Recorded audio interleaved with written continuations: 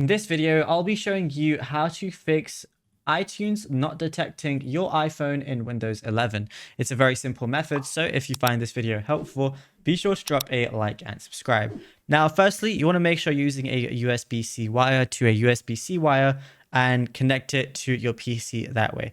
If it's still not working, what you could go ahead and do is go to your settings application, scroll down until you see general, go to software update and make sure you're on the latest version of iOS, which will fix any bug fixes that are currently happening on your current version of iOS. The new version should go ahead and fix that. However, if that still doesn't work, what you could do is go ahead and press your volume button and your power button together, which is going to bring up this screen, and then slide to power off, and then hold down your power button again once it's powered off to turn your phone on again. Once you connect it, it should work on your PC or laptop, whichever one's using Windows 11. If your physical buttons don't work and you can't restart your phone that way, if you swipe down on the top right, it's going to bring up your control panel. Then you can power off your device that way.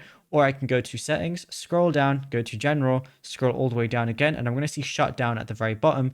And then once you turn it back on, connect it again to your PC, and then it should work just as it should. Now, if you found this video helpful, drop a like and subscribe.